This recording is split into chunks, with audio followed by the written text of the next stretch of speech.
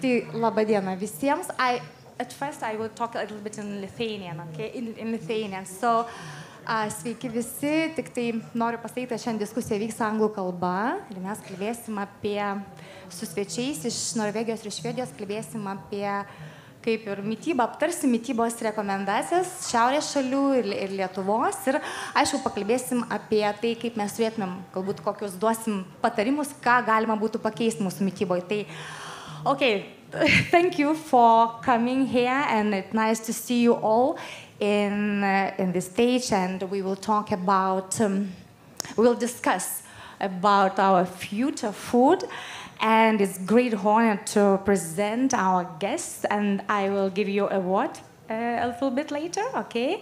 And I will introduce myself at first because I will moderate this discussion, and I will present as like an expert from Lithuania. So my name is Sandrija, my surname is Čepkauskienė, and I'm a doctor of biomedical sciences. I'm a dietitian, I'm associated professor of Lithuanian Sports University, and beyond of these titles, I have diabetes, first type of diabetes for 30 years, and thanks for it, I'm here in this world of nutrition, and through my own experience, I've come to understand how powerful is right food choice in managing not only diabetes but our whole general health.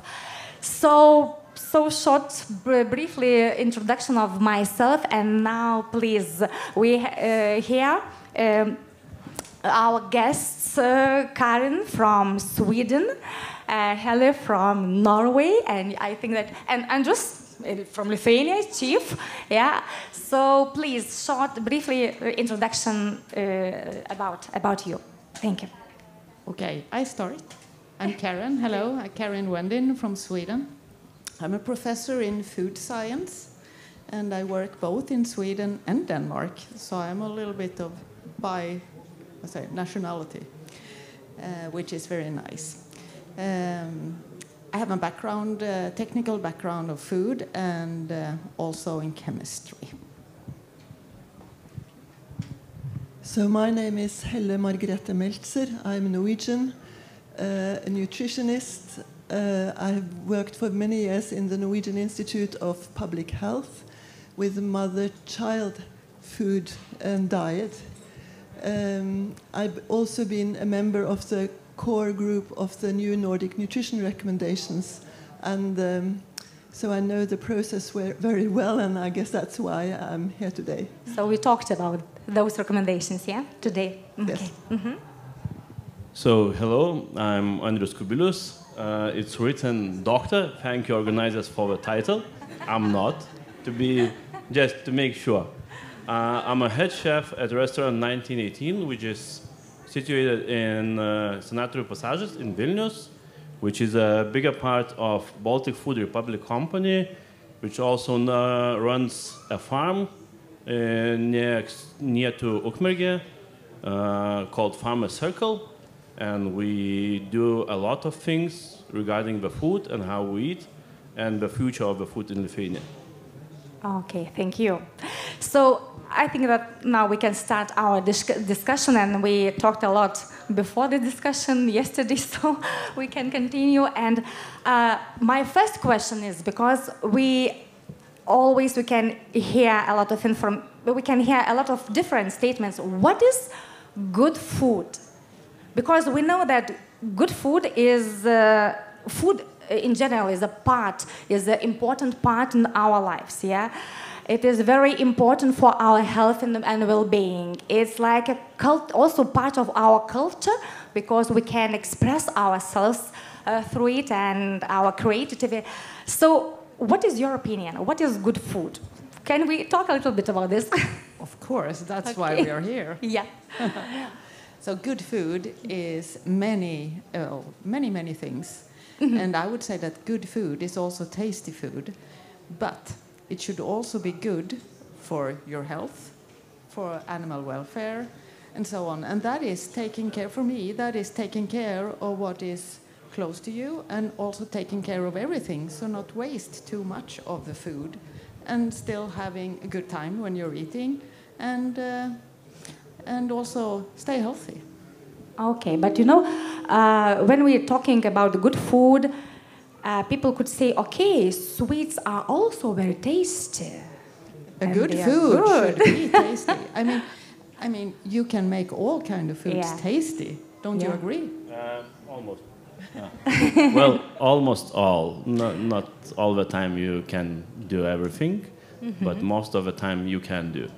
But I think, you know, tasty food is something that it's made with care, with attention to products that you're using, and when you have the freshness of the products, it will be, most of the time, it will be tasty. Of course, you can do some tricks that will make it bad, but that's hard to do with a good product. And Heli, what is your opinion? Well, to complement the two others, I of course agree with them. But my speciality is to know what happens with the food after it has entered your mouth, what happens in the body. And so for me, the basic is that good food is healthy food. And healthy food is we're going to talk a lot about it further on now, but it's, for instance, generous amounts of fresh fruits and vegetables. That's really something the body likes. So, and then preferably not too far transported. We must cherish what's possible to grow locally. And that we will also return to, I think. Okay, so the concept of good food doesn't differ between us, yes? So it's like this thing. But, you know, it's very interesting to talk about traditional food habits we have in Lithuania, in Sweden, in Norway, because, Andrew, what we have, our traditional habits, I think that we need to look back on them like picking mushrooms or berries, or also fermenting processes. They are becoming now popular, yes, this fermented food of good bacteria, of their good impact on our gut. But what can we talk about these historical perspectives and about this traditional food habits? I mean, in Lithuania, traditional food is very... It's very hard to talk about this one because it's broken. Our traditional food and the chain of the food is broken by the Soviets. It's broken even furthermore by division of the country back in the 19th century when we were incorporated into Russian Empire and we closed. So at that time in Europe, everything was changing in the food. It was developing very fast, very rapidly, and we were under the curtain, so we didn't have much of the food, and we didn't have much of the techniques coming from the Europe to Lithuania. And then back in 1918, we become independent, so we start to adopt the techniques from Europe. In those 20 years, 22 years, we were really fast on developing things and finding the solutions and having the products that everyone had in the Europe for those 20 years. And then back 1940s, you know, everything stops. So for me, that moment on 1940s, you know, we didn't have anything in the shops that made us to look for the ways how to survive. And I'm calling that period a surviving kitchen. Or surviving cuisine. When we started to forage a lot, we started to ferment and pickle things. We started to dry everything, cure, basically, and grow a little bit in those small gardens that we had in the outskirts of a town.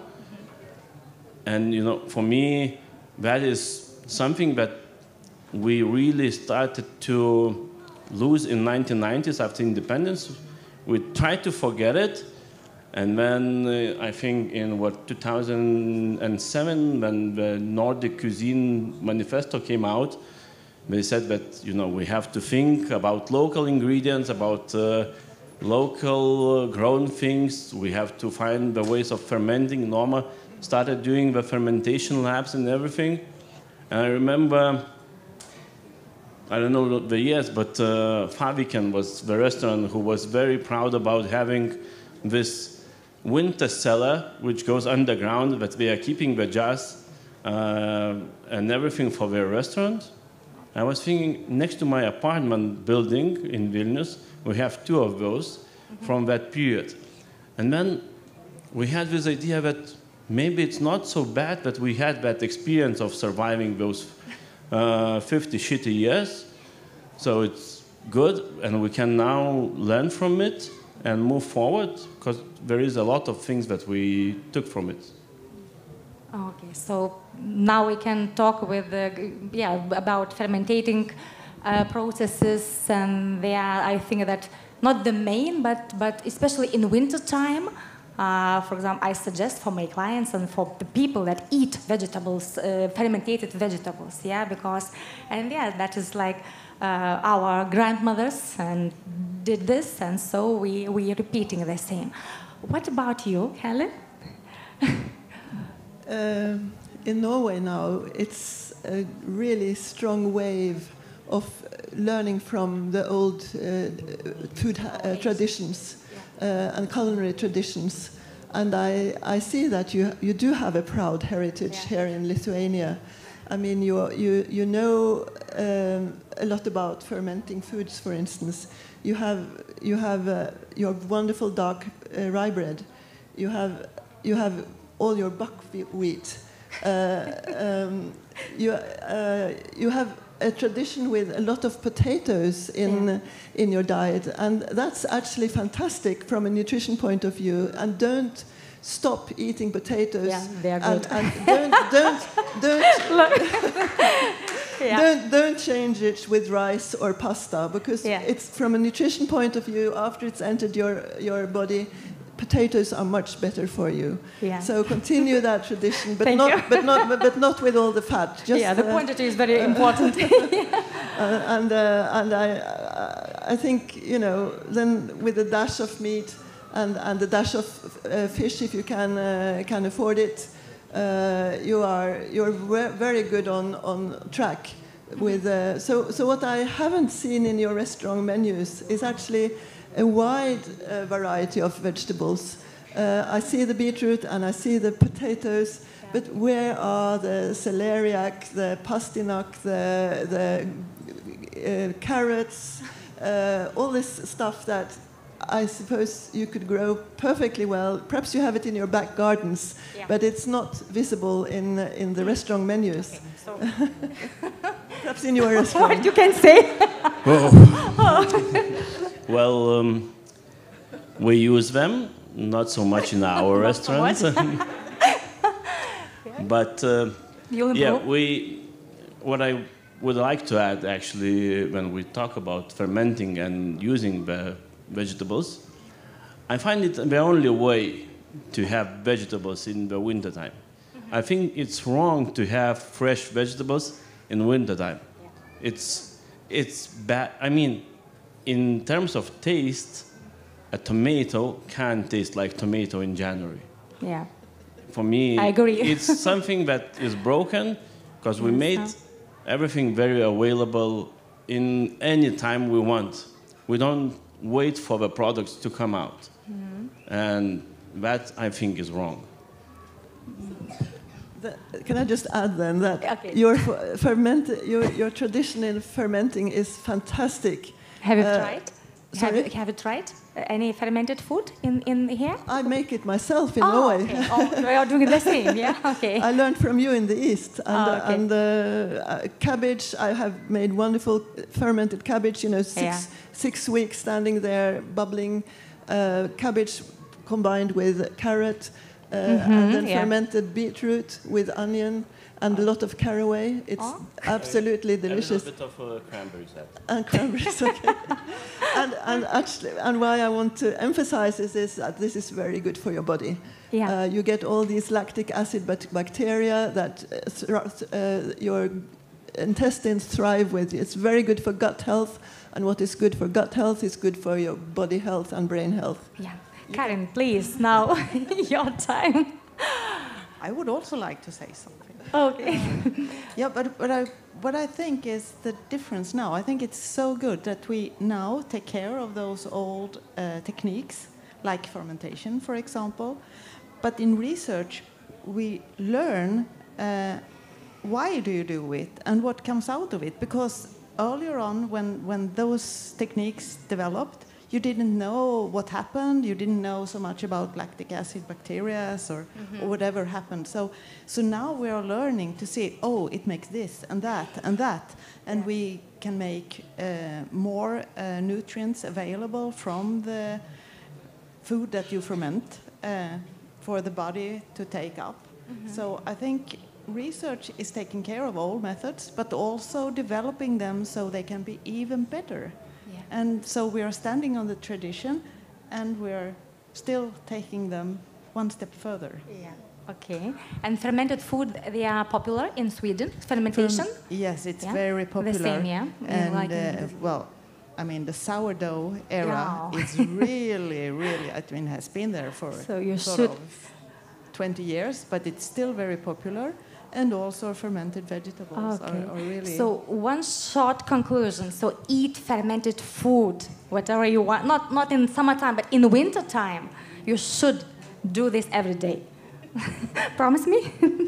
So you should eat, and you got not only cabbage, but only carrots and beetroots and everything. You can fermented apples, pears, and even fruits. Okay. Now, I want to ask you about because Karen a little bit mentioned research in this field, about the consumption. Do you know what is the statistic? Because in Lithuania also, I checked yesterday what our Department of Statistics suggests to us about consumption of meat, of dairy products. What is the situation in Lithuania? So I would like to start from you, maybe from Sweden, okay? What about consumption of meat, fish, dairy products, grains, and those main products? Yeah, looking back. Yeah, just say 20, 30 years, we ate much less meat than we do today. And we didn't eat that much fish either, but we ate more vegetables and that kind of things. But the meat consumption has increased, and I would say that is... Yeah, but I think that is something that came with our entrance to the European Union, because everything went cheaper, so everybody could afford to eat more meat. And now we're eating more than double meat than we did before. Which is a bit crazy. So I think, looking forward, I think it would be maybe not easy, but fully possible to decrease the amount of meat to what we had before. So that is nothing that we would like everybody to be vegetarians or so, but maybe to decrease the amount. And that would be nice for environment and also for your body, for your health. And what about fish? And dairy products? Yeah, the fish we are talking about, that we need to increase the fish consumption, and that is something that we have been in need for many years, and still we are not there. But we have a challenge, especially in Lithuania, about fish consumption. Yes, but that also depends on where do you live. I mean, if you live along a coastline, fish consumption is so much easier than if you live inland. You can, of course, farm fish. And that is something also upcoming, but it's still quite small. It's something that we need to develop even more. Maybe in a country like this, where you have not that long coastline that we do in Norway and also in Sweden. So I think farmed fish could be something for the future. because fish consumption in Lithuania, as meat consumption is increased from 2017 to 2021, and fish consumption is becoming not popular. So the consumption of fish decreased in Lithuania. Yeah. But as I said, we have a challenge of fresh, high quality fish. Yeah, Andrews. If we talked a little bit about this, challenge. I don't know if it's a challenge. We have to get good, high quality fish that we can eat it 2-3 times per week, for example. Well, there is two answers to this question. I think one is it's not a challenge. We just have a new law banning commercial inner water fishing.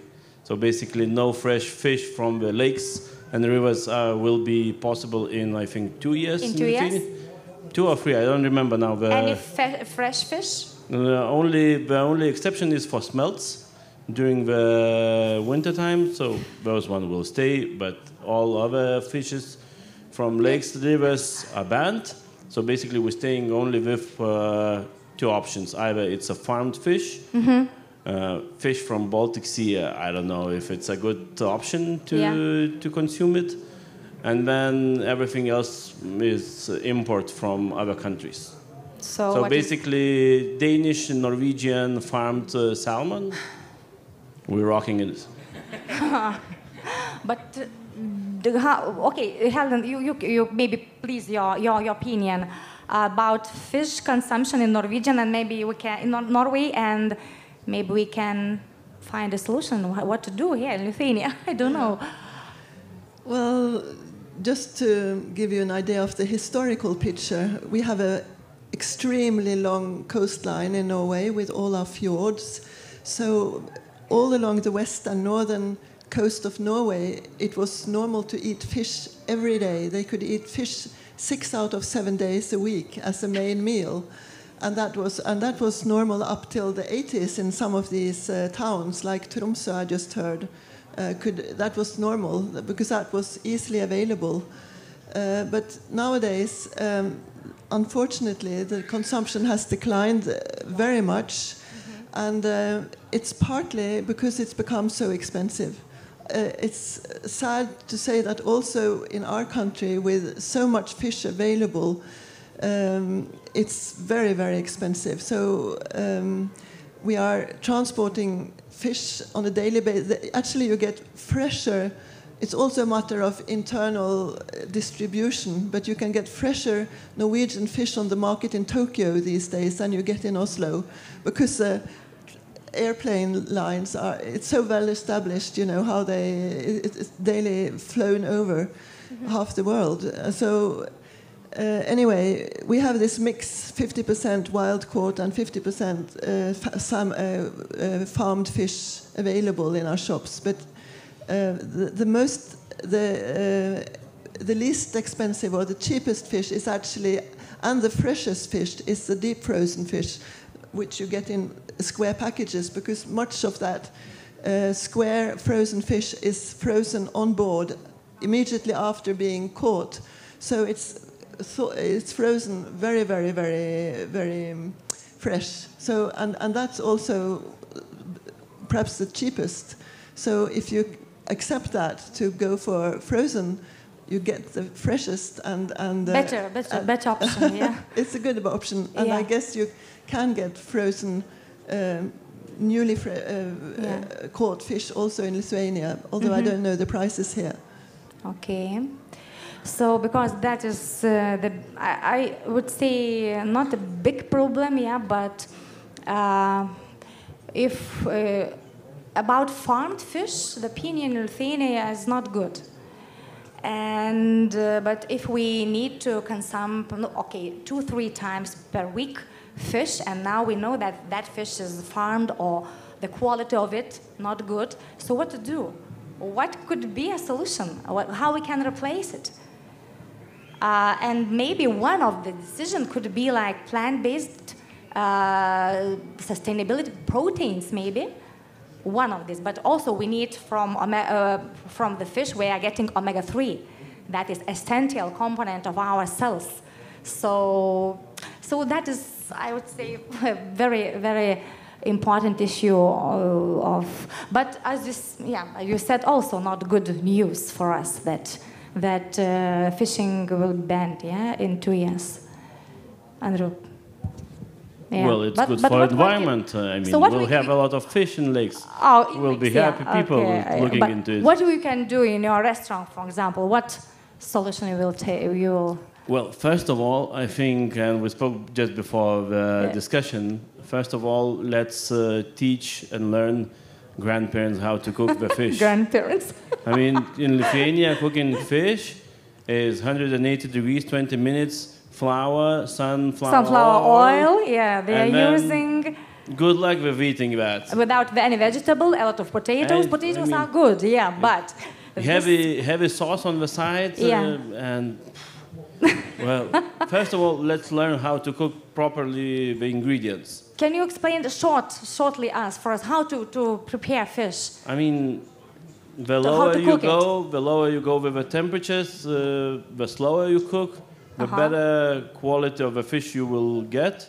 Yeah. It will not dry out. It will still be moist. It have all the flavors, and it has all the elements that you need in your body to consume. Okay. When you cook it to death, there's nothing. I mean, what's the difference between eating paper and that fish? You can draw a fish on the paper and eat it. The same. And you can write it flipper. Yeah. Enjoy. So could we cook fish in the oven with the olive oil in the low temperature? I mean, when I cook at home, that's 45 degrees, 25 minutes for salmon, and it's done. That's it. Okay. So please do this like our chief suggested. Please, Kanan. Yeah, you were asking about what can we do. Yeah. And I was also thinking about there are also new type of foods, new ingredients that we can use, or maybe we have to use in the future. And in the case of omega fatty acids, I'm thinking of insects as food. And insects might be a bit. So they are good. Yeah, but it's not that bad. You have a lot of omega-6 and omega-3 fatty acids. I know, the proteins. And you have very good proteins. Yeah. And besides that, you had a vitamin B12, which is something very necessary for you. Yeah. So, but I'm not talking about taking an ant or something to sort of free. Yeah, you can do that. But I think for most people, it would be like having a sort of a flour out of insects, or maybe extracting the proteins or extracting the fat. And then you can use it as an ingredient in sort of normal dishes like pancakes or beefs or whatever you would like to do. So like our future option, yeah? That is one of the options. One of the options, there are many options to talk I know. about. But when we're one talking of them. about, one of them. So we can talk about the others later on. Okay. Yeah. Okay. Okay, so now I would like to ask Helle about this Nordic recommendations. Yeah, because we talked Nordic recommendations, and because I know that you took part in this process, and could you explain shortly about those recommendations and how we can adopt them? Maybe we can adopt them also here in Lithuania. Well, I'll try to give a brief overview, but this is an amazing collaboration that the 5 Nordic countries, Iceland, Norway, Sweden, Finland, and Denmark, has had since 1980. We had the first common Nordic nutrition recommendations 50 years back. Then we have every 8th or 10th years repeated the exercise, because new information, new knowledge, new science pours in the whole time. So one wants to update the recommendations. And we did this exercise for the 6th time now, starting in 2018, and have worked on it for 5 years. So we've been a group of Nordic scientists, 2 from each of the Nordic countries, and then you 3 Baltic countries have had your representatives present at all meetings, and which has been a pleasure. And we published, so we worked for 5 years to sum up what science now today knows about the connection, what is the best food to eat to preserve health and to reduce the risk of the main diseases. Okay. And so it's a tremendous task. We have been more than 350 scientists working on this. Altogether, we have separate chapters on the nutrients, the vitamins and minerals. We have new updated information on protein, carbs, fiber, etc., etc., and then the foods. So we have some 15, 16 chapters on the separate food groups alone. And then we had a new challenge this 6th time we did the exercise, because hitherto all these nutrition recommendations have been health-based. We were given the task to update what do we know today about food and reduced risk of diseases. But this time the Nordic Council of Ministers added an extra sentence to the task and said that in addition to the health-based advice, what should we eat to be as environmentally friendly as possible? Yeah. So we also had to go into the environmental issues. Sustainable food, and that has been a huge challenge, but very, very, very interesting to be on board and follow. But could we adopt those recommendations? Because I compare Lithuanian recommendations with those Nordic nutrition recommendations. And was one, for example, in Lithuania, the consumption of vegetables and fruit per day is about 400 grams. And in those recommendations, the general amount of fruits and vegetables is still 800 grams. So 1 kilo per day of fruit, not fruit, but vegetables and fruit in general. So could we adapt this? So it's simply a matter of science today confirming what we have known for years, but now we know it even more surely than ever before, that it's smart from a health point of view to eat plenty of fruits and vegetables, and actually more or less the more the better. Try and have your 4 to 5 pieces of vegetables every day. And 45? 45. 4 to 5. 4 till 5. And then your 3. Become vegan. And then 3 pieces of fruit. And this sounds an awful lot. In our countries, it's also a huge challenge in Norway, because the average consumption in Norway is between 2 and 3 pieces of fruits and vegetables per day. So we are far behind, very far behind. Yeah. Potatoes are not included in those 2 to 3. If we add potatoes, we are probably up on 4.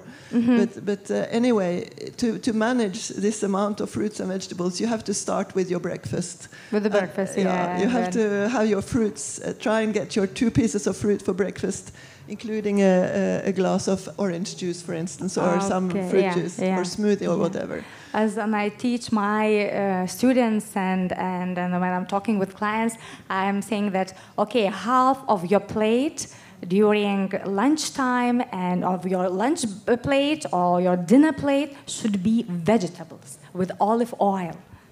Yeah, so that is very, very important issue, because I also noticed that people, they're buying those vegetables in shopping centers, very quick way. And I can see one problem that, for example, in summertime we consume bananas, apples. They are not locally grown in here. We'll have apples now, but in, for example, summertime is berry time.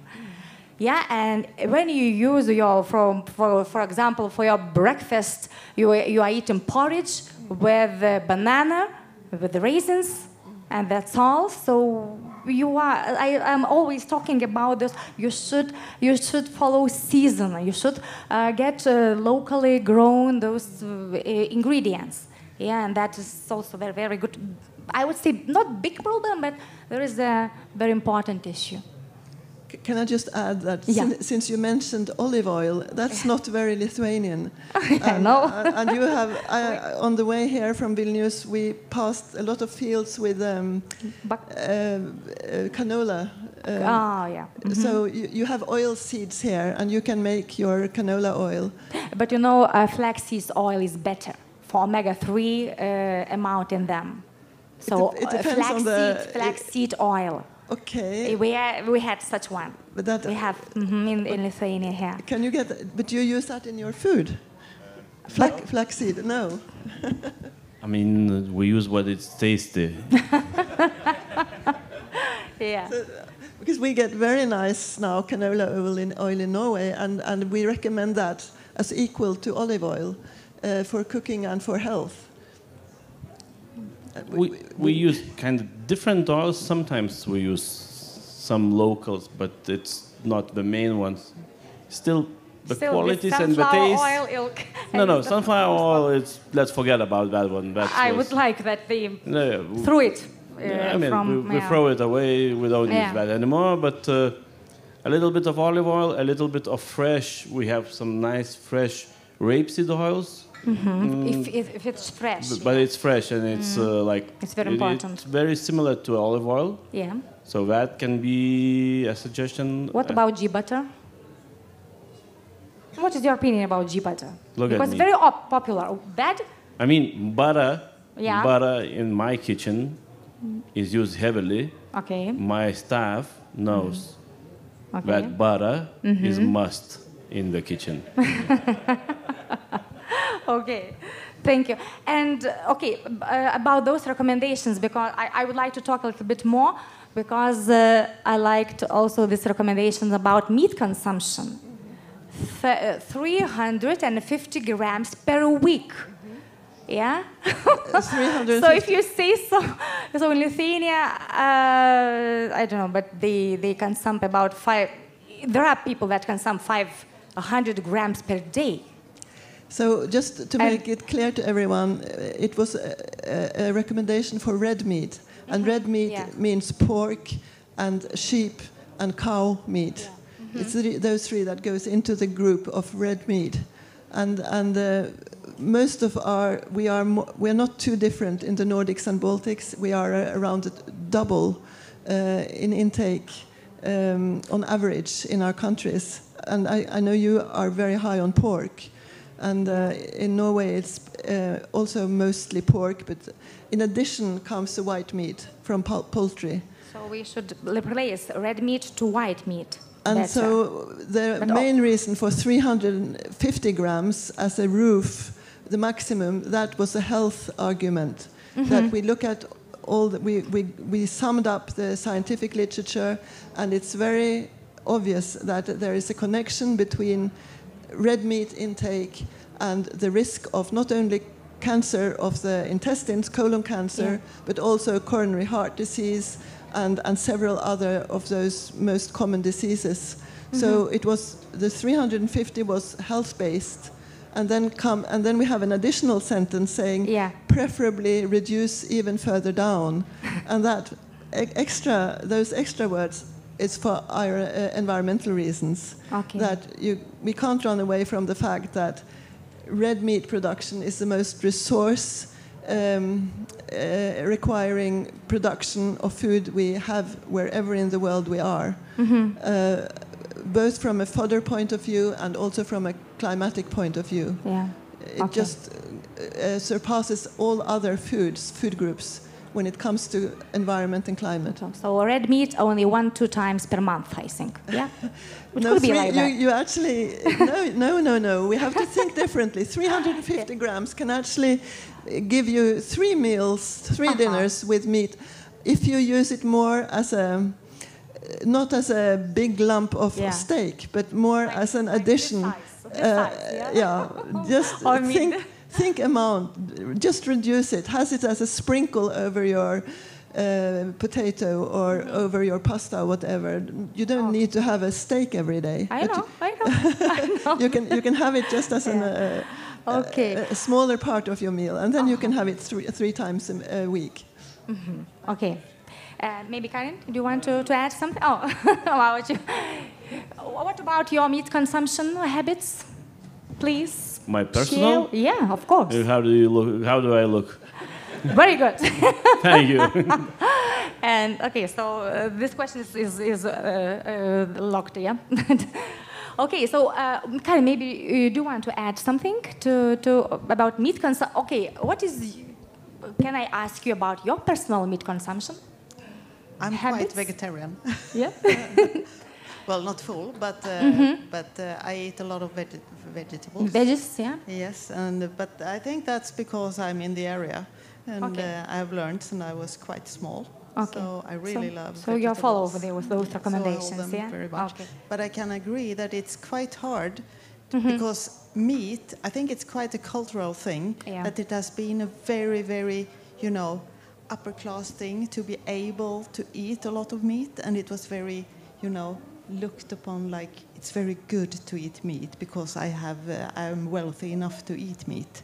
And then that has increased a lot. And then we are telling people, don't eat so much meat. And then they should decrease. And it's sort of, it doesn't make sense for many people to decrease it that much. If we are saying that please decrease meat consumption, so what we can suggest them? The other question: what are the main? What could be proposals for? Okay, we should consume red meat, red and white meat, 350 grams, for example, grams per week, yeah. The white meat comes in addition. In addition, So, and the new Nordic tradition says, recommendations say you can continue to eat white meat, but not increase it. Oh, yeah, okay. So that comes in addition to the red meat, 350 grams. Yeah, so we know that we can replace meat, for example, with fish. Yeah, but good fish. Yeah, so we talked a little bit about. We can replace meat with eggs, for example. But can we talk about a little bit plant-based proteins? Could we replace and could we get all the amino acids, all the nutrients from this stuff? I would say yes. Okay. We can. Okay. And we are all talking about beans, pulses, lentils, peas. So we have those proteins in here. Yeah. But we should also think about that we don't need that much protein. We need the recommended, but we eat too many proteins. Too many, And we eat a lot of proteins. And eating too much proteins, fats, sugars, we will get too many calories and we will get fat. And that is also another thing to think about, that we need to eat, well, what is good for us and not too much, because that is not good for us, although it's a good food. Yeah. You follow what I mean? Yeah, I know. Yes, that's because if you are eating healthy food, sometimes if you eat a big amount of it, or if you are snacking, or if you... I also meet some such kind of opinion that, okay, I'm eating once per day, but I'm eating all the day. Yeah, and I'm snacking, and people, they are saying that, okay, I know a lot about health nutrition, about healthy food, but I can't adapt them to myself because it's very hard work.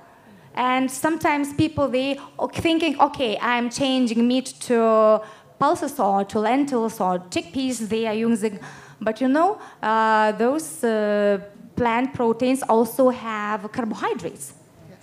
Yeah, so, and one of my recommendations is if you eat those legumes, you should combine them with grains.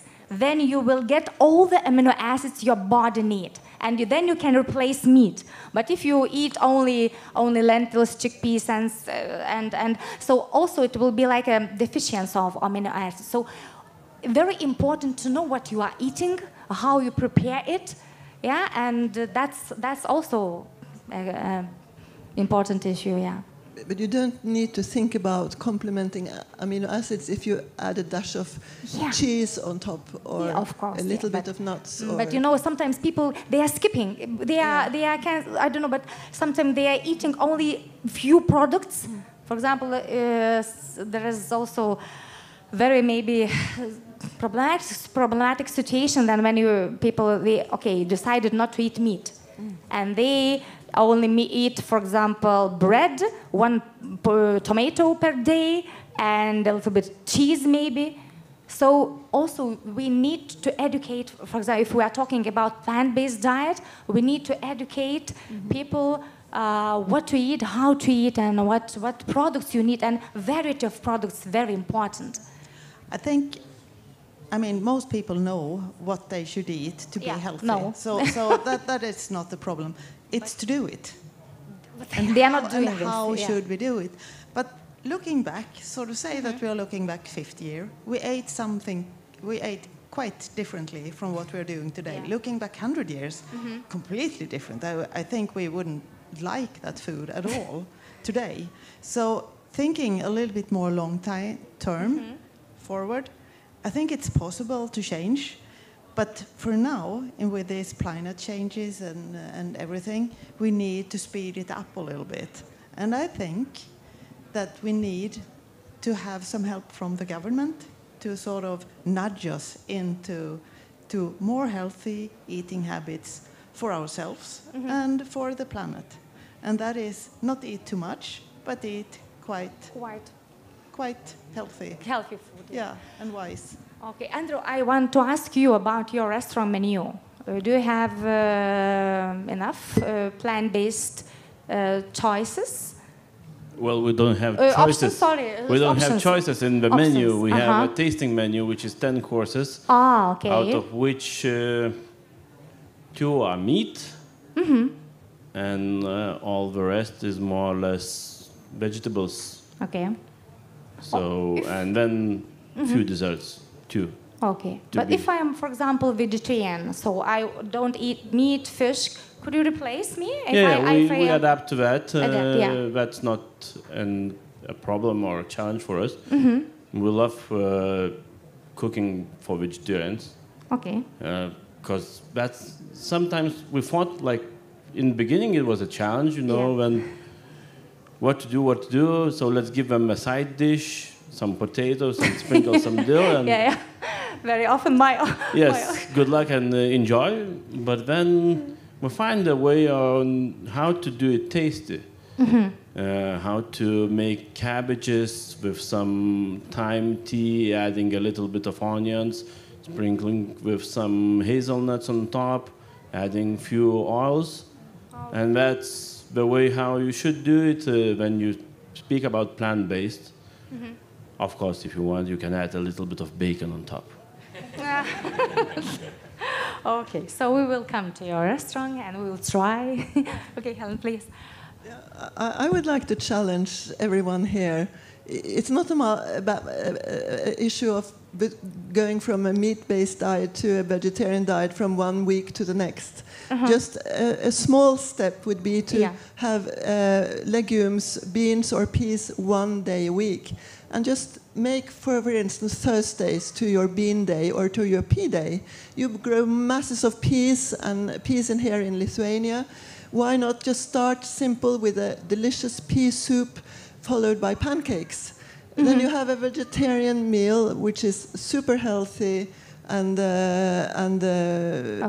environmentally friendly, and you have your first little step towards getting familiar with the legumes. Okay, can I ask you, do you eat legumes once or 2 times per week? 1, 2, okay. Me too. I'm eating. Okay, fine. So please involve this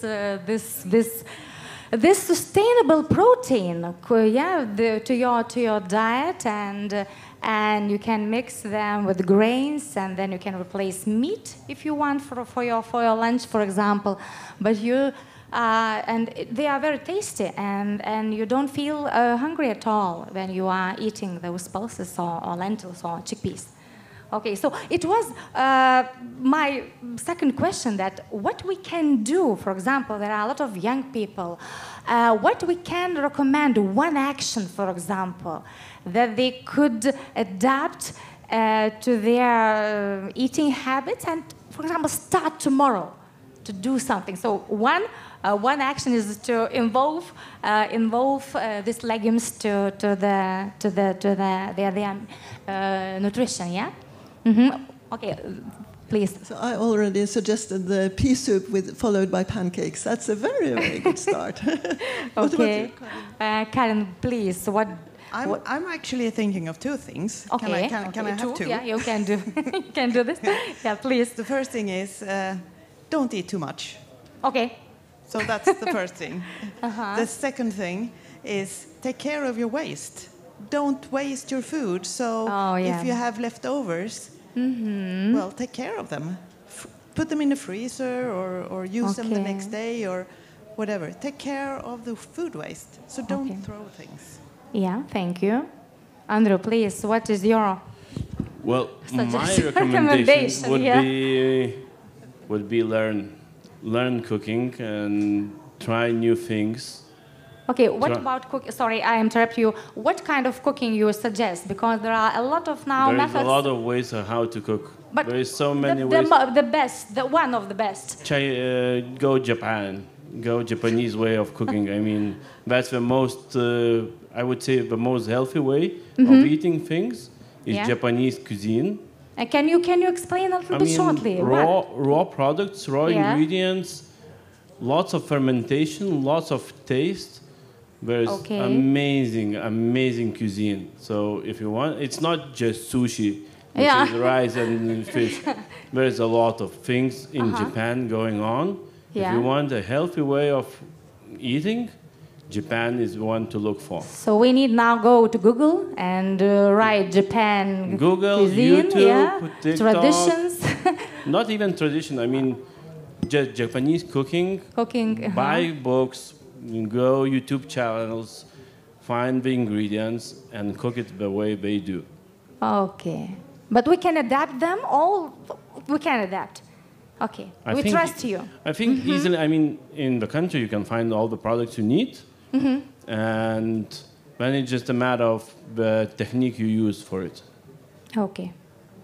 Please, help. I have one thing to add. Yeah. If you want to advance in the 50 ways to serve potatoes deliciously but differently every day, or the 50 ways to serve rutabaga or beetroot every day in a different way, not only the method is important, but to get to know your herbs.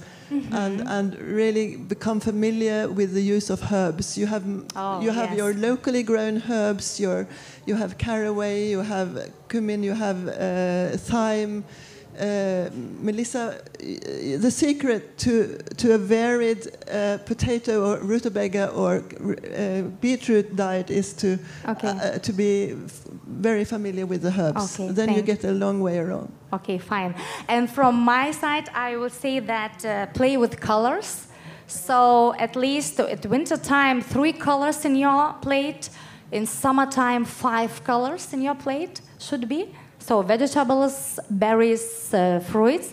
And as we talked, choose seasonal, locally grown up ingredients to your diet and involve them.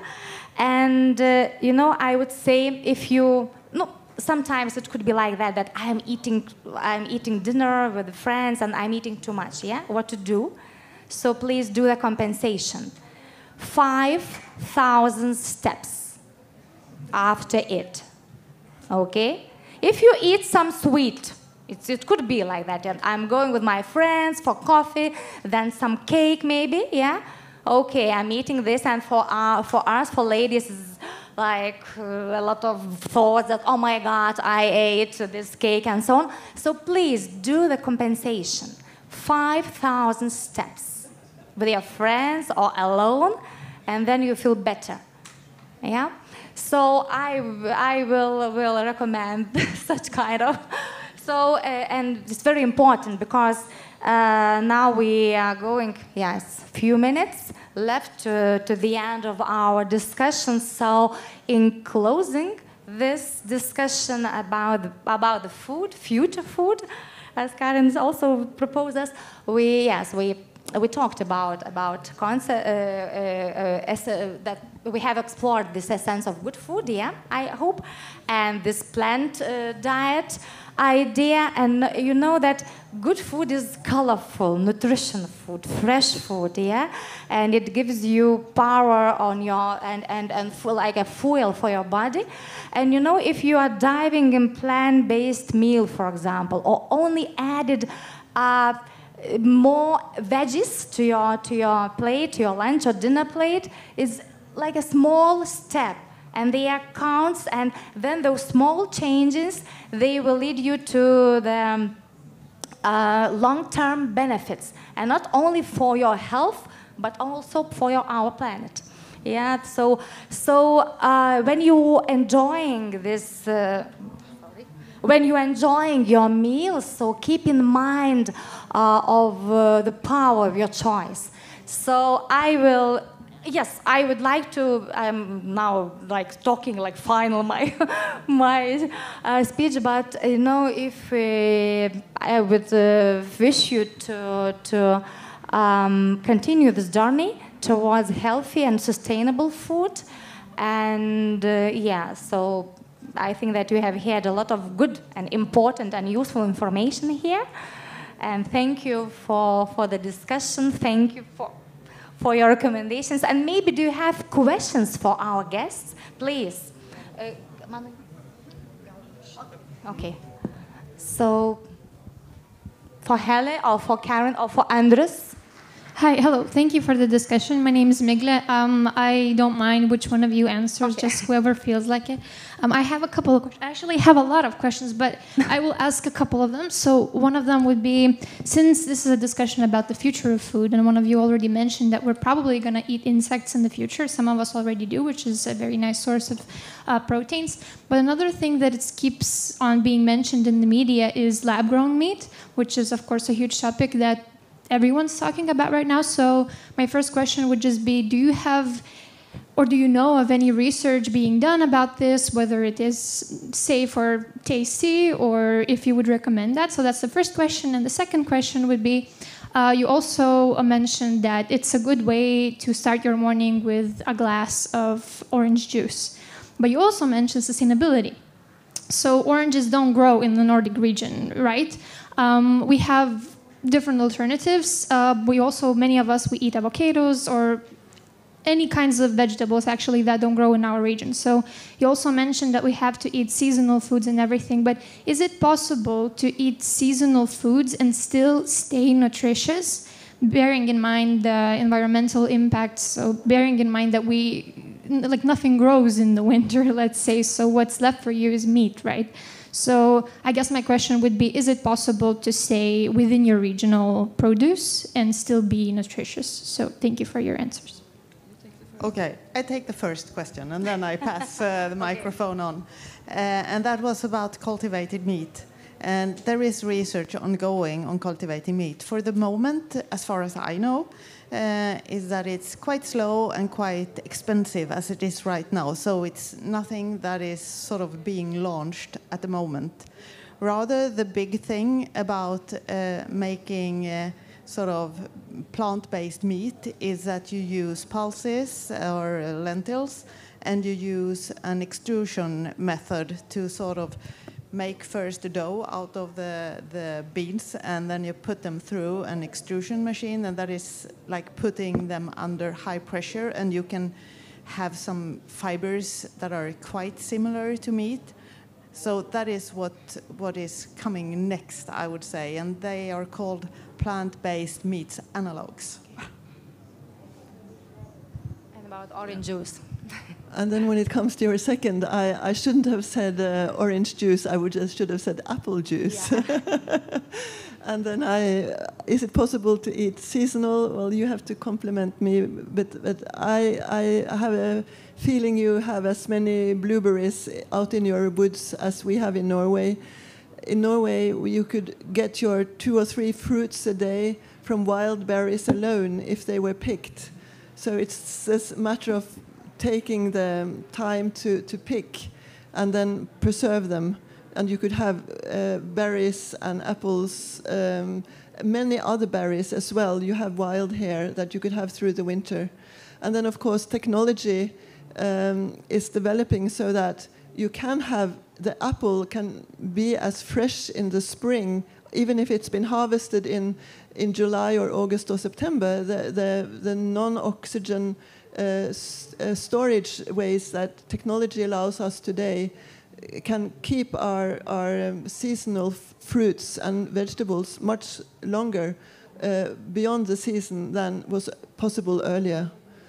So that was part of an answer. But I will add that you can and you should, because I think in this region there's plenty of things that we can eat. We don't maybe know or we don't like them, like sea buckthorn berries. That is, I find it very ish. But blueberries, yes, there's a lot. There's a lot of root vegetables growing that are very good in consuming during the autumn and winter time, and there's a lot of them. I mean, beetroots, that's, I mean, after potato, #1 in Lithuania maybe. So there's a lot of possibilities, and then if you are fine with preparing your food during the season, when it is in the season, to have it when it's not the season, so storing some, I don't know, fermented goods, pickling it, maybe freezing. There is a proper ways of freezing the food and then consuming it in the wintertime. It's nothing bad.